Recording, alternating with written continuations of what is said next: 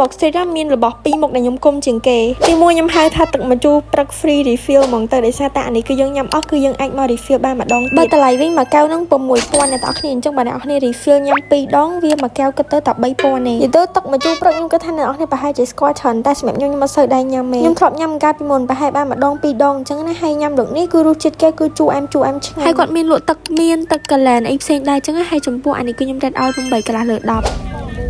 បើរបស់ទី2នេះមិននិយាយទៅ worksheet គឺថាមិនដែលភ្លេចហ្មងអានឹងនំតាកូយ៉ាគីឬក៏គេហៅថានំគ្រក់ជប៉ុននិយាយទៅជាតិសាហាវរសជាតិឆ្ងាញ់ដូចនំគ្រក់យើងអញ្ចឹងណាគេដែលអត់ដែរញ៉ាំខ្ញុំគិតថាគួរតែញ៉ាំឲ្យបានម្ដងនិយាយទៅស្រួយខាងក្រៅហើយទន់ខាងក្នុងហ្មងមានតាំងពី snow សាច់ក្តាម snow មឹកហើយ snow hot dog ទៀតខ្ញុំឲ្យតែទិញដឹងតាលីគ្រប់មុខអានេះគឺ rate ឲ្យ10លើ10ហ្មងទៅ worksheet យូរតែដែលដឹងសោះថាគេមានកញ្ចក់ screen live streaming ឲ្យយើងមើលឡើងធំបើសិនអ្នកនរគ្នាដឹងជួយ comment ផងតែគេដាក់តាំងការទៅនឹងដូចជាចំថ្ងៃអាទិត្យឲ្យមនុស្សច្រើនខ្លាំងមែនតើនិយាយមែនអ្នកនរគ្នាទៅដល់នឹងអត់ខ្វះឲ្យ content ថតបបាក់តែហូរនឹកទៅត្រូវថតអីនឹងដំបូងថាទៅ worksheet នឹងដើម្បីថតវីដេអូមានណាទៅដល់ឃើញម្ហូបច្រើនពេកដើរមើលតែម្ហូបហើយញ៉ាំតែម្ហូបវីដេអូក៏មិនបានថតដែរមកផ្ទះវិញអត់មានវីដេអូអានេះមិនឆ្លុំវិញភ្លើងពណ៌ឆ្លុំវិញនឹងរបស់ញ៉ាំពេលច្រើនថ្ងៃសៅរ៍អាទិត្យគឺពួកខ្ញុំទៅដើម្បី live វីដេអូចែកម្សៅរមៀតជូនអ្នកនៅ worksheet នឹង free នៅ worksheet ថ្ងៃសៅរ៍ថ្ងៃអាទិត្យអីបើឃើញពួកខ្ញុំអាចចូលមកយក free បាន worksheet នឹងរៀងបែកញើសហើយរៀងក្តៅមុខដែរចៃដន្យអីលក់ skin care ស្រាប់ចាដាក់3 4 5 spray នេះទៅតាមខ្លួនរហូតនិយាយទៅខ្ញុំមានលក់ skin care ដែរអ្នកទាំងអស់គ្នាមានគ្រប់ Telegram ឲ្យអ្នកគ្នាជិះជួញ